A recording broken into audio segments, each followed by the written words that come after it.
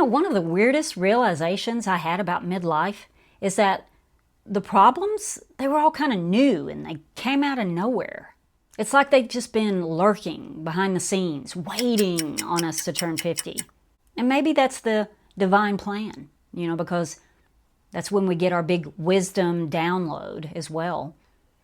And while there are harsh realities in midlife that we can't avoid, we don't have to let them overwhelm us. In this video, I'm turning 6 harsh midlife realities into a 1-year survival plan. A starting point that you can begin using right now to get stronger, healthier, and more prepared. And I'm prepared because I've got on my party shirt today. I know you can't see it all, but I love the 80s. All right. So let's go. Okay, number 1 is retirement savings. Let's get real here. Probably one of the biggest realizations that we make in midlife is that, I've got a problem here. And that's my retirement account balance. Now, this isn't a midlife problem if you started saving when you were younger, or you're set to inherit some empire or something. But if you're Gen X and you've had that awareness of, I don't have enough saved and I'm running out of time, then you're not alone. For me, turning 50 was the wake-up call. I'd been saving all along, but with just minimum effort, and my retirement account balance staring back at me proved that. And if this is you, I want you to light the same fire inside of you that I did. Don't worry about making it perfect or chasing some magic number.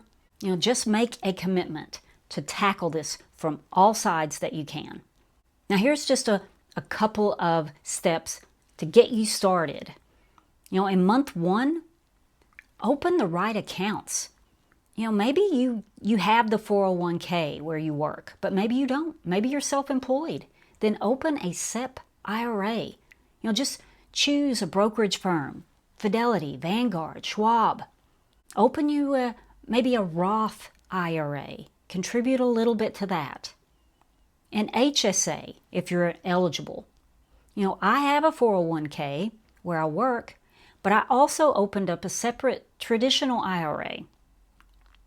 And what I use that for is that come tax time, if I'm paying a little more in taxes than I want to be, and I still have some wiggle room left, with my IRA contributions, I'll dump some money in there to kind of lower my taxes a little bit at the last minute. And once you've got the right accounts open, then month number 2, focus on reworking your budget, lowering your expenses, cutting some expenses, freeing up some money so you can start directing them to these accounts. And in the months going forward, just keep feeding that fire. Subscribe to podcasts and YouTube channels that focus on saving for your retirement, planning for your retirement. It'll keep you motivated. Go to the library, check out some books. Make saving and learning a big part of your life going forward now. And as you keep saving and investing, maybe think about a hybrid approach to retirement. Instead of just completely quitting work to retire, maybe you decide to still work a part-time job. And that if you work a part-time job and you can bring in around $4,000 a year, that's equivalent to having $100,000 extra in your retirement accounts if you follow the 4% withdrawal rule. So, thinking of things like that lowers that big number and makes it not so scary. This isn't about perfection. It's about momentum. And, every step you take adds up. And the second problem that can come out of nowhere is becoming a caregiver. And it's like sink or swim. In this point, it's for all the caregivers out there or the family members of caregivers, because whether you're caring for kids or parents or both, the family dynamics can change completely. And often everyone in the family feels the strain of that. I know firsthand, I'm a caregiver to my mom who is in her 80s and lives with me. It's a full-time job and one that I never truly clock out of. And for those of you that are also still raising kids while caring for your parents, that's a whole other level that I can't even relate to. But I definitely see you. Here's what that can look like in real life. Kids' soccer schedules, they get replaced with mom and dad's rotating doctor's appointments. Suddenly you're juggling your finances and theirs. But here are just a few practical steps that you can take. First off, if you haven't already, just create a parent file on your phone, maybe a note that lists all their current medications, all of their doctors' names and contact numbers, their health insurance information, their Medicare information, because you're going to need to know that stuff all the time. There's going to be so many forms that's going to ask for things like that. And number 2 is start financial conversations early, if they're willing. And I know that's a key word there.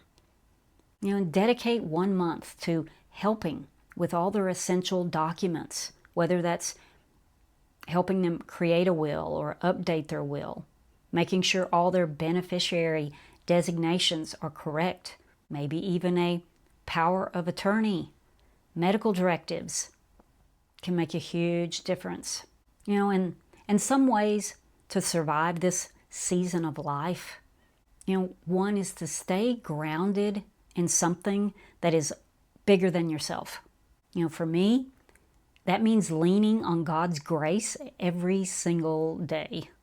Whatever you choose your anchor to be, you're going to need it. And secondly, protect independence. Don't do everything for your parents just because it's faster or they ask you to do it. If they can still do their laundry, even if it takes them all day, let them do it. If they can still dress themselves, even if it's slow, let them do that as well. They need to still use their bodies and muscles in ways that can keep them more active for as long as possible. And thirdly, if you can, divide responsibilities. If you have siblings or other family members that can help, make a schedule or ask if they can take over just certain categories. Maybe one will just be in charge of making sure they do all their doctor's appointments. Or another one can make sure that they keep up with the groceries that they need. If at all possible, don't carry it all alone. With boundaries, shared responsibilities, a little planning, you can make this season of life more sustainable for longer. For them and for you. And the third problem that can hit us over the head is health issues. And when it comes to health at midlife, there are usually 2 camps.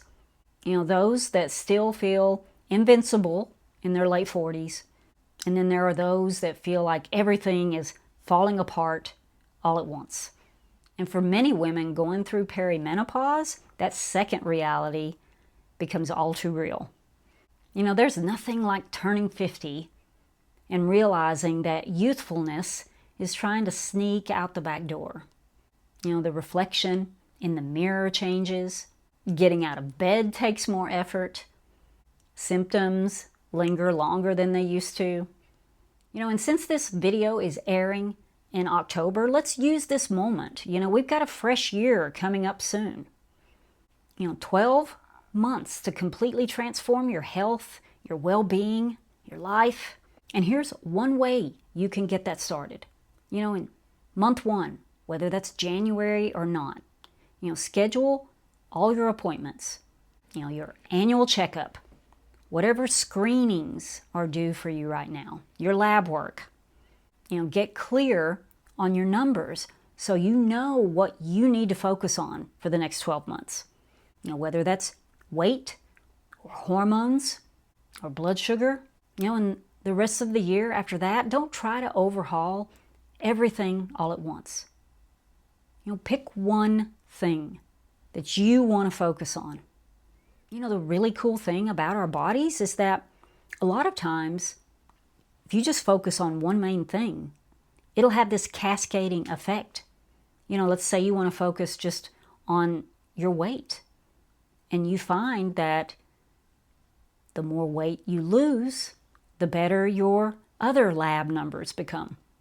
So just pick one priority for the year, and also pick one focus on how you're going to attack that, whether it's through diet or exercise or reducing stress, managing a chronic condition. Just build those steps around that. Think of it as shifting from repair mode to maintenance mode. And you don't need perfect health. You just need enough to enjoy the years ahead. And number 4 on the list is relationships and friendships. So how are the relationships in your life going for you right now? If you asked me, that question, honestly, I would probably just say, meh. So let's face it, relationships, they just get harder in midlife. We all know how much easier it was when we were younger. And we have today in our culture an added barrier where we want to stay glued to our screens instead of people. Even younger people today are having problems maintaining friendships because of that reason. And there's no shortage out there on YouTube of people doing videos on how I avoid all people. Just put that in the YouTube search, avoid all people. And the first 5 or 6 videos that pop up, they've got over 3 million views combined. And while that is tempting, it's not practical for long-term happiness. And when it comes to maintaining relationships and friendships, personalities play a role too. Extroverts, they may still be thriving socially. But for us introverts, the struggle is real. So how do we fix this? So here's a 1-year challenge you can take on. Start reconnecting with your family first. Whether it's your siblings, your parents, even cousins, whoever you've drifted from, reach out to them once a month. Do that every single month for a year, even if you're the only one that's instigating it. Just keep doing it. And instead of setting, I avoid all people rules, no, just set some boundaries. It's okay to step back from people who drain you, or worse. But don't avoid everyone. Learn how to control your own reactions with people instead of letting them control your emotions. Protecting your time, yes, that matters. Protecting your peace, sure. But I don't think isolation is the answer. And remember this as well. In order to attract friends, you need to be friendly. And number 5 is our work life. That can bring up some issues. By midlife, most of us can fall into one of 2 groups when it comes to work. Those that are counting down to retirement and they're just coasting along to the finish line. Or those that are restless, maybe even regretful. They're wondering, have they run out of time to start that career or that business that they've always dreamed about? In whichever group you're in, doing nothing shouldn't be an option. Now, if you're coasting, I'm not here to tell you not to do that. There is a risk to it, especially at our age and AI and the economic turmoil that's going on currently. Those things can work against us.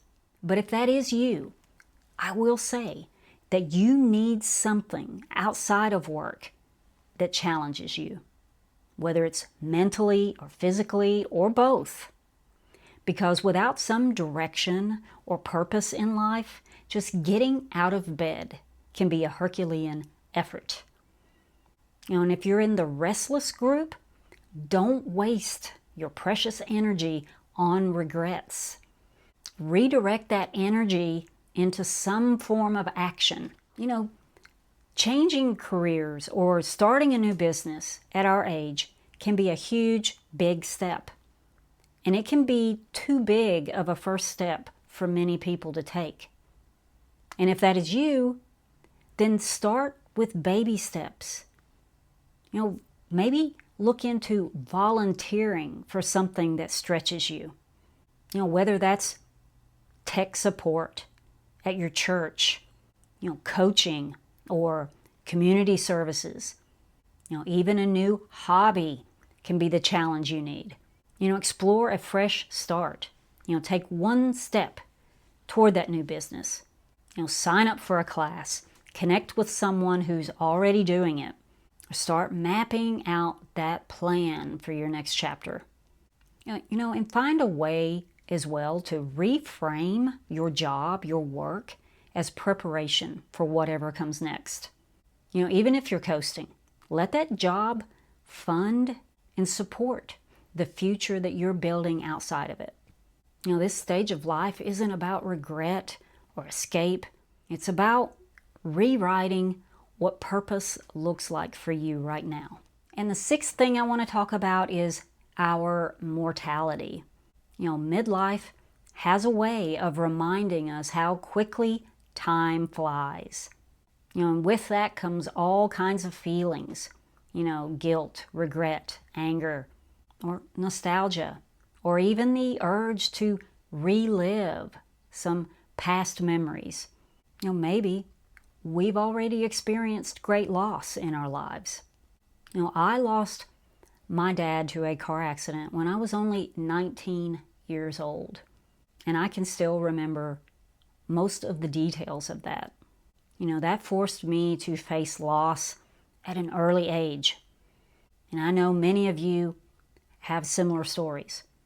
And even if we have our parents still with us, we can't deny the fact that time keeps marching forward. But instead of getting stuck in those feelings, let's make today count and find a way to look forward to what's coming. The thoughts seem too heavy to think about. And there are different ways that you can go about that. One, you can get this out of the way and get your house in order. Make sure you have a will. Decide what kind of legacy you want to leave behind, if that's important to you. Number two, create a dream list. I don't like to call it a bucket list, but, call it whatever you want. And don't just put on there a bunch of travel destinations, places you want to go. Add things on there that you want to learn or hobbies you want to take on.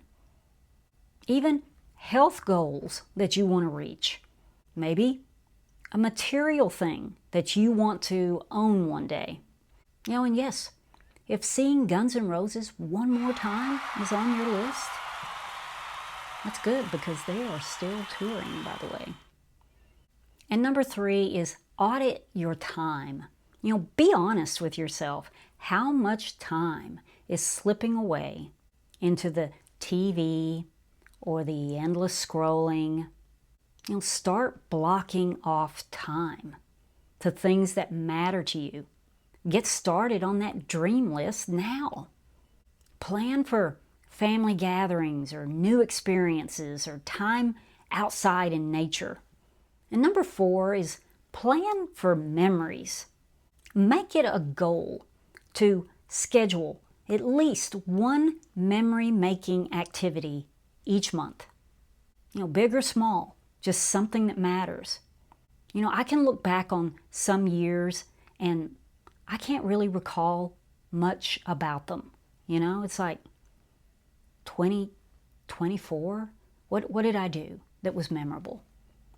And when time starts to seem like it's flying as fast as it does when you hit midlife, If you have those memories that you can attach to certain months, to certain years, it doesn't seem to sting as much. Because here's the truth. We only get this one life, and time isn't slowing down. So it's on us to make the most of what's ahead. There's plenty of time for TV when we're 75. So midlife can be hard, and the realities, well, they're real. But every one of them comes with a choice. You can just ignore it and hope things get better, or you can face it head on with an attack plan. In this list, it's just a starting point. Use it as a guide to create one for your own specific situation. Do that, and you'll be in a stronger place a year from now.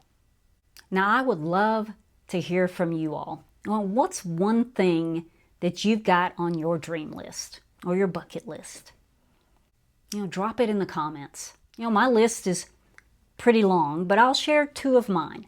One, I want to take a whitewater rafting trip, on the Colorado and explore the floor of the Grand Canyon. I know that's pretty ambitious, but... And two, I want to learn to play the Native American flute, because I don't play any musical instruments, and I just love the way those sound. So now, if you want to keep this conversation going, check out this video on GenX and the fear of aging. It's an honest conversation about what scares us and the anchors that we can use to calm us. I'll link it right here. So for this GenX Life, I'm Sherry, and I'm going to sign off rather than sing anymore for you. I hope you have a great week. I'll see you in the next video. Bye.